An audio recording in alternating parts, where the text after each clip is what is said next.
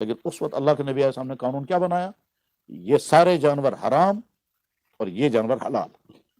جن جانوروں کو حرام کر دیا ان کی اخلاقی یا جسمانی کوئی نہ کوئی وجہ ہے جن کی بنا پر ان کا گوشت حرام کر دیا گیا، جیسے جنگلی درندے، تو اگر تم ان کا گوشت کھاؤ گے تمہارے اندر درندہ پن آ جائے گا، انسانیت کے مزاج پر جو رحم ہوتا ہے وہ رحم ختم ہو جائے گا، کیونکہ اس کے اندر رحم نہیں ہوتا۔ اور جو جانور حلال ہیں، ان حلال جانوروں کو بھی کھاؤ گے تم تب جب ان کو ذبح کرو گے۔ ذبح کیے بغیر یہ جانور نہیں کھا سکتے، تو ذبح کرنے کا قانون بنایا۔ اس وقت تو مسلمان تھے، مسلمانوں نے قانون سنا اور عمل کیا، لیکن آج کے زمانے میں پتہ چلا کہ ذبح کرنے کا فائدہ کیا ہے، اور وہ کیا ہے کہ اس جانور کے اندر جو خون ہے، اس خون کو سارا الگ کر دینا ہے۔ اس کے نتیجے میں گوشت فریش ہو جائے گا، اور گوشت کے اندر خون باقی نہیں رہے گا، کیونکہ خون انسان کے ڈائجسٹو سسٹم کے لیے زہر ہے۔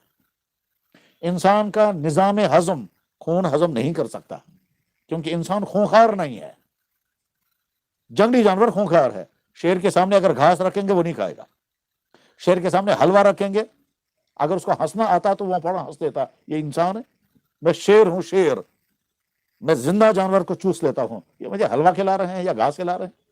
اور گائے کے سامنے اگر گوشت رکھیں گے، کتنا ہی اچھا گوشت، وہ کہ میں تو اس دنیا کی نہیں، میں تو گھاس خور ہوں۔ تو ایک گھاس خور ہے، ایک خونخوار ہے۔ انسان گھاس خور بھی نہیں ہے، خونخوار بھی نہیں، وہ درمیان والا ہے۔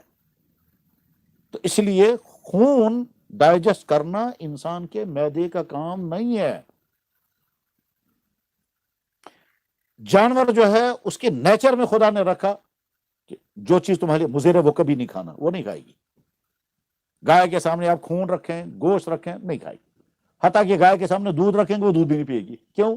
اس لیے کہ گائے کو اگر دودھ پینے والا جانور بناتا تو پھر کیا کہتے، ایک گائے اس کا دودھ پیتی، وہ اس کا دودھ پی لیتی، ہم کو کچھ بھی نہیں ملتا۔ تو اس لیے گائے اور بکری دودھ پینے والے نہیں ہیں، گھاس خور جانور ہے۔ انسان کا معدہ چونکہ خون ڈائجسٹ نہیں کر سکتا، اس لیے اللہ کے نبی نے ذبح کرنے کا وہ طریقہ بتایا کہ سارا خون باہر آ جائے، اور اس کے بعد گوشت جو ہے فریش ہو جائے گا، کیونکہ گوشت کی ضرورت انسانوں کو ہے۔ کیوں ہے؟ اس لیے کہ گوشت کے اندر وٹامنز، پروٹین، کیلشیم، پوٹاشیم وغیرہ وغیرہ، اور ساتھ میں ٹیسٹ، یہ ساری چیزیں ہیں۔ ٹھیک، باقی جتنی غذائیں دنیا میں کھائی جاتی ہیں کسی میں اتنا مزہ نہیں ہے جتنا گوشت میں ہے۔ اس لیے جو لوگ گوشت کے خلاف بولتے رہتے ہیں، چپکے چپکے وہ بھی اندر جا کے کھاتے ہیں، اور یہ ساری دنیا میں ہے۔ خیر، اب اللہ کے نبی علیہ السلام کو یہ طے کرنا ہے کہ جانور کو ذبح کیسے کرنا ہے۔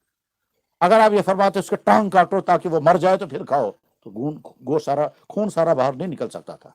اگر یہ فرماتے کہ ہاتھ کاٹو اس کا تو تب بھی سارا خون نہیں، لیکن آپ نے فرمایا گلے سے کاٹو، اور گلے سے بھی اس طرح سے کاٹو کہ سپینل کارڈ کٹنا نہیں چاہیے۔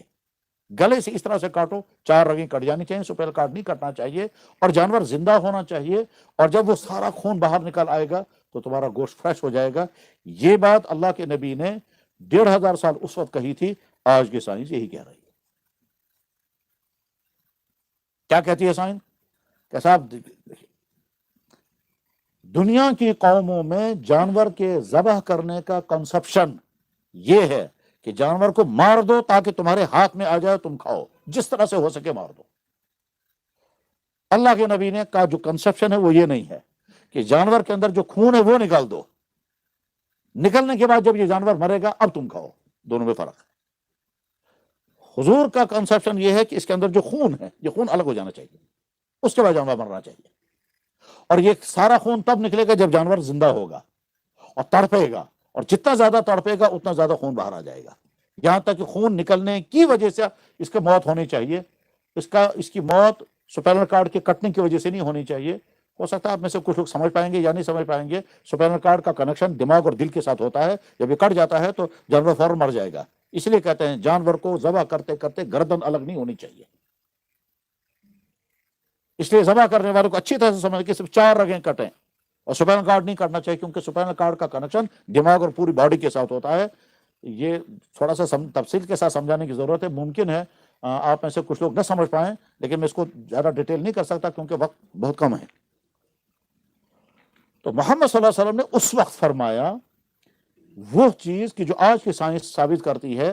میں اس کو اور کلیئر کر دیتا ہوں کہ جرمنی کے اندر سیمینار ہوا، سلاٹنگ کے بارے میں، جانور کے ذبح کرنے کا سب سے اچھا طریقہ کون سا ہے، اس کو طے کرنا تھا.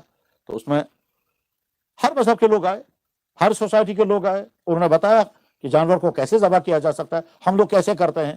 کسی نے کہا ہم گردن کاٹ دیتے ہیں، کسی نے کہا ہم ڈنڈوں سے مارتے ہیں، کسی نے کہا ہم بجلی کا شاک دیتے ہیں، جب مر جاتا ہے بعد میں کاٹ کر کھاتے ہیں، کسی نے کہا ہم زہر دے کر کے مار دیتے ہیں. ایک مسلمان بھی تھا، چونکہ اس کو بلایا گیا تھا، اس نے کہا کہ ہمارے ہاں ذبح کرنے کا طریقہ یہ ہے، نمبر 1 جانور حلال ہونا چاہیے، زندہ ہونا چاہیے، جٹا کر کے ذبح کریں گے، اللہ کا نام لے کے ذبح کریں گے، گلے سے کاٹیں گے، اور 4 رگیں کٹنی چاہیے، باقی سپینل کاٹ نہیں کٹنا چاہیے.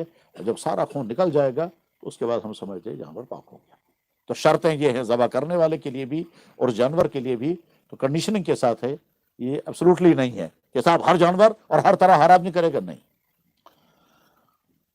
اس سیمینار میں ڈسکشن خوب ہوتا رہا. تو اس کے بعد جب فیصلہ ہوا تو اکثر لوگ سمجھتے تھے کہ فیصلہ یہ ہوگا کہ جانور کو ذبح کرنے کا سب سے اچھا طریقہ یہ ہے کہ جانور کو بے ہوش کرو پھر کاٹو. یورپ میں اسی طرح ہوتا ہے.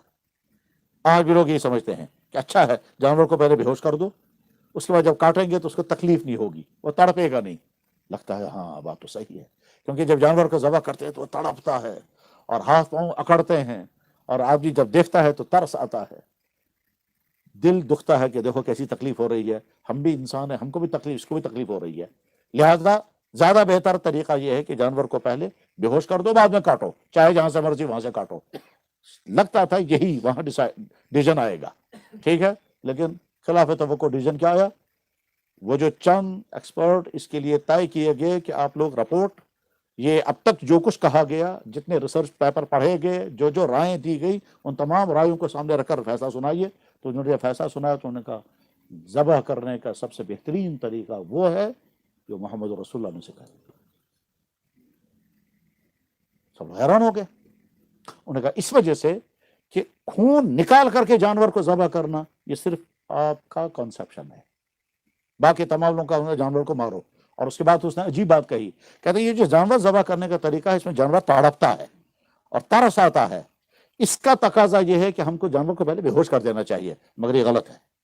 اگر تم نے جانور کو بے ہوش کر دیا اور گلا کاٹا تو سارا خون نہیں نکلے گا، کیونکہ وہ تڑپے گا نہیں، اور بہت سارا خون اندر رہ جائے گا، اور خون اندر رہے گا تو یہ گوشت آپ کی صحت کے لیے مضر ہے. لیکن اس کے بعد جو تڑپتا ہے تو اسے لگتا یہ ہے کہ جانور کو تکلیف ہو رہی ہے. تو ساتھ میں اس میں دلچسپ نقطہ جو کسی سکالر نے دیا تھا وہ یہ کہ جو ہی جانور کو ذبح کرنا شروع کرتے ہیں تو پین کو فیل کرنے کا سیل ڈیڈ ہو جاتا ہے. کیا نہیں، جانور تڑپتا تو ہے لیکن تکلیف اس کے دماغ میں نہیں ہوتی. کیوں؟ دماغ کا جو سیل پین کو فیل کرتا ہے وہ ڈیڈ ہو جاتا ہے. انسانوں میں بھی کبھی ایسا ہوتا ہے. آپ کو اچانک جب چوٹ لگے گی تو ہو سکتا ہے اس کو آپ کو درد ہی نہیں ہوگا، کچھ دیر کے بعد ہوگا. ہڈی جب ٹوٹتی ہے فوراً درد نہیں ہوتا، کچھ دیر کے بعد ہوتا ہے. بلکہ بعض دفعہ انسان کو چوٹ لگی تو چلتا ہے، بعد میں پتا چلتا ہے مجھے بہت، پھر بیٹھ ہی جاتا ہے. خیر، سوال یہی ہے جانور تڑپتا کیوں ہے؟ تو اس لیے تڑپتا ہے کیونکہ بلڈ ہارٹ جو ہے وہ بلڈ کی سپلائی کرتا ہے دماغ کے لیے. جب جانور ذبح ہونے لگتا ہے تو دماغ خون مانگتا ہے، جلدی لاؤ خون، اور انسان تڑپ کر کے خون پہنچانا چاہتا ہے. اور جب خون پہنچانا چاہتا ہے تو وہ گلے سے باہر آتا ہے. اسلام یہی چاہتا ہے کہ سارا خون باہر آ جائے. غرض یہ کہ محمد رسول اللہ کی ذات اقدس وہ ہے کہ آپ نے 1400 سال پہلے علم کے جس شعبے کے متعلق جو بات آپ نے کہی ہے آج کے انسانوں کے لیے اس سے زیادہ اپلیکیبل اور کوئی نہیں ہے. میں قانون کی مثال دکھا رہا تھا.